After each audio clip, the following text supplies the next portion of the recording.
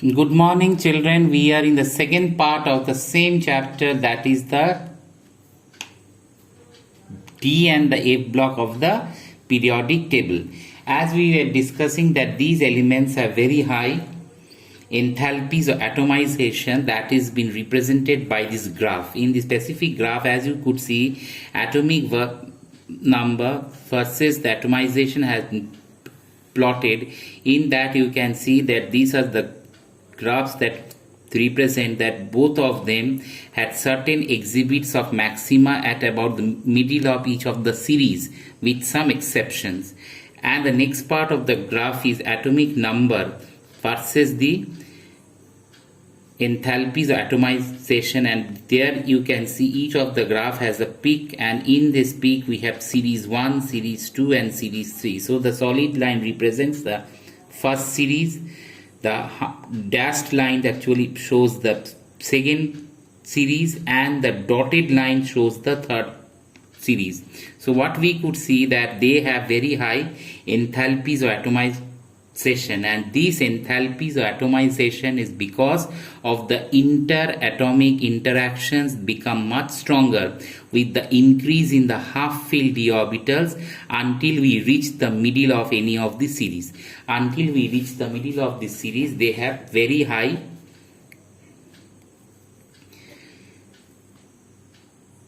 enthalpies or atomization because of the half-filled d orbitals. Okay. Now the next part of the physical properties we will be discussing is the variation in the atomic and the ionic sizes of the transition metals. So we know the general trend of the periodic table is that as I go down the group, because of the increase in number of shells, atomic size increases, and as I go along the period, what happens? Atomic size decreases because of the effective nuclear pull. In each of the transition series, the atomic radii first decreases following the normal trend of a periodic table till the middle. After that it becomes almost constant and then it increases. So here we have a graph that is variation of atomic radii of different series of transition elements with that of the radius. In this, can you see that each of the metals have been plotted. So as we have noticed that first of all it goes on decreasing following the normal trend of the periodic table, then for certain times it remains constant. After that what happened, it actually just rises.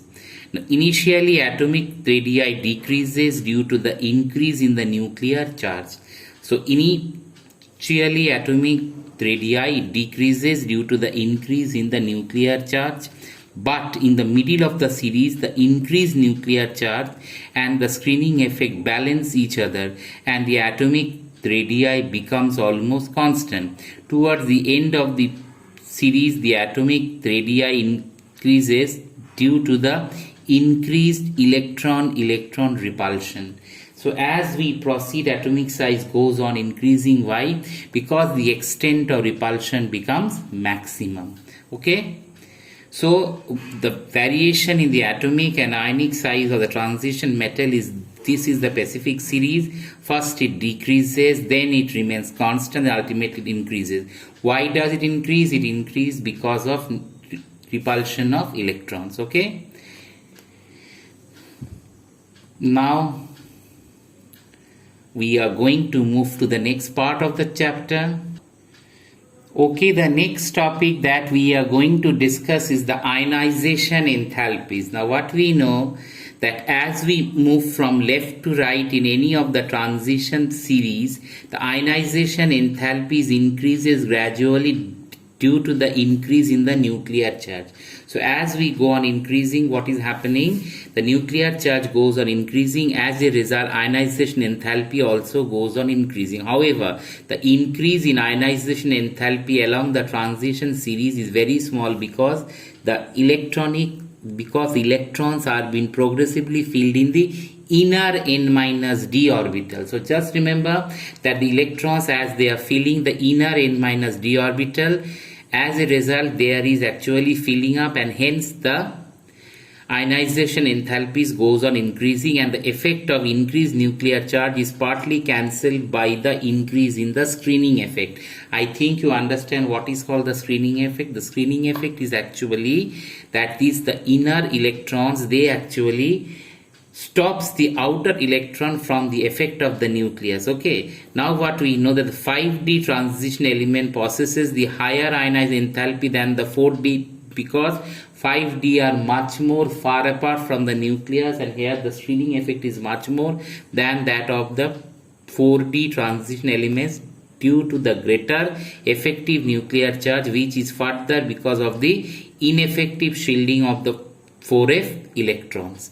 So this specific part should be extremely clear to you, that the ionization enthalpies increases because what we see that in these elements it is because of the screening effect. Why the screening effect? Because in these the inner electrons, they are actually stopping the effect of the nucleus from that of the outer electrons. After that, we will discuss about oxidation state. Now the question comes, what is the oxidation state? Oxidation state is an imaginary condition which shows the maximum charge an atom of an element can acquire on the loss of gain of electrons. So in this case, what we see, the transition element shows a variety of oxidation states in their compounds because of very little difference in energies of the ns and the n-1d orbital. The different oxidation states exhibited by the elements of 3D series of the transition elements are as under. So what we could see, in case of scandium, the oxidation state is +3. In case of titanium, oxidation state is +2, +3 and +4. In case of vanadium, it is from +2, +3, +4 and +5. In case of chromium, it is +2, +3, +4, +5 and +6. In case of manganese, which shows the maximum, see the range, it starts from +2 and ends to +7. So manganese shows the maximum range from +2, that of +7. In case of iron, that is from +2, +3, +4 and +6. We know in iron +2 and +3 are the common oxidation states.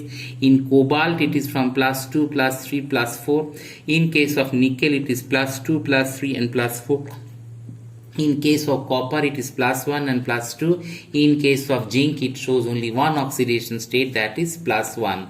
So if I can show you over here, you can see that copper, cobalt and nickel shows these oxidation state +2, +3, +4. See, cobalt and nickel is extremely similar. So titanium, cobalt, nickel, they show oxidation state of +2, +3 and +4, right? Titanium, cobalt and nickel. Copper shows cuprous and cupric, that is +1 and +2. And in case of zinc, the oxidation state actually ranges to only +2. So we can see that these elements, they show a variety of oxidation state. The maximum oxidation state is shown by manganese, which actually ranges from +2 that of +7. So in the transition elements, the oxidation state differ by unity, whereas in the non-transition elements, the oxidation states differ by 2. Okay, so this is the very important one, that in transition element, oxidation states actually differ by 1. See, here you can see +2, +3 and +4 all differing by 1. In vanadium also +2, +3, +4, +5. In chromium also +2, +3, +4, +5, +6, and manganese shows the maximum extent from +2, +3, +4, +5 and +6, and the next one is +7. In case of transition elements, high oxidation states are much more stable for the higher elements. For example, in the group 6, molybdenum oxidation state is 6, tungsten is 6 and are found to be much more stable than chromium is also 6. So I am giving you a 1 minute time. Just copy down, if you want to copy down, the oxidation state of these elements, right?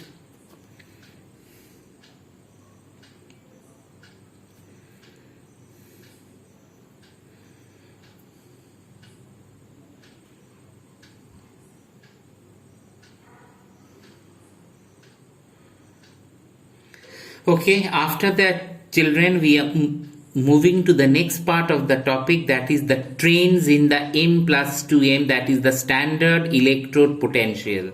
What is the standard electrode potential of the transition elements? Now what we see that the E0 values for copper is positive because of high energy to transform copper S to that of copper +2. See, copper changes from copper 0 to copper +2.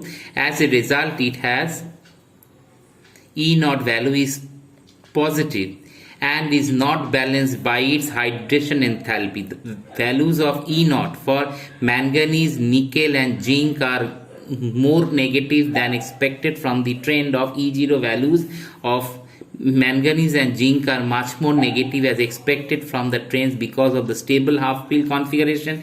If it has a stable configuration in case of manganese or in case of zinc, manganese is half filled and in case of zinc it is full filled, obviously their standard electrode potential come to that of a negative value, right? So the 3d5 configuration of manganese +2 and the 3d10 configuration zinc +2, that is the actual case. Always remember, if the configuration is half filled or if the configuration is totally fulfilled, in this case what we encounter negative values. The high negative value of E0 for nickel is due to its highest negative hydration enthalpy. Okay, after that we are going to discuss the next property. Okay, the next property we are going to discuss is the trains in the M3/M2 standard electrode potential. See, the first one was metal from 2 to that of metal.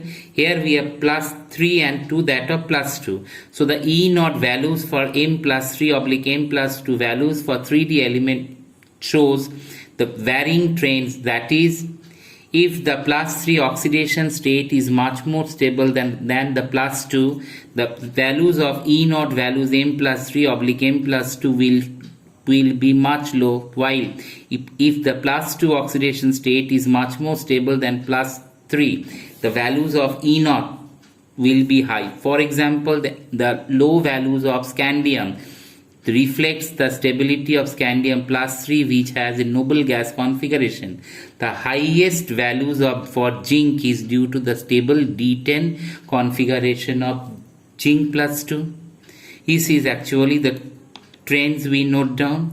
After that we had next is the trends in the stability of higher oxidation states.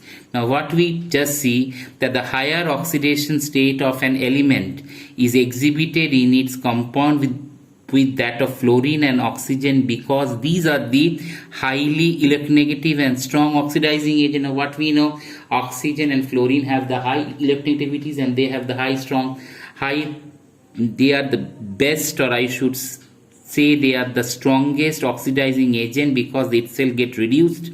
The ability of fluorine to stabilize the highest oxidation state is due to their either higher lattice enthalpy. What is the meaning of lattice enthalpy? That is, in case of ionic compound, the lattice energy by which these compounds are bound together, or higher bond enthalpies in case of covalent compounds. Obviously in covalent compounds they have all these higher values. The ability of oxygen to stabilize these higher oxidation state exceeds that of fluorine due to its ability to making the double bond. So the capability of making this double bond make these elements having the highest strains in their oxidation states. So in today's class, if we summarize what we have discussed about ionization enthalpies, how the ionization enthalpies vary. Then we have discussed oxidation state. Under the oxidation state, we have discussed the variation in the oxidation state, that in case of scandium we have only +3, in case of zinc is only +2, but other members, that is titanium, cobalt and nickel, they show oxidation state of +2, +3 and that of +4. The maximum is shown by manganese, whose oxidation state ranges from that of +2 to that of +7. Okay, this is the variations we encounter. Then we have the trains in the M+2M standard electrode potential. After that we have the trains in M+3 M+2 standard electrode potential, and at the end we have the trends in stability of the higher oxidation states. What we see that these transition elements, they show a great variation in their properties, and these properties are actually intermediate between the highly electropositive and highly electronegative elements that are present in the beginning and at the end of the periodic table. Okay children, that was all for the day. Thank you.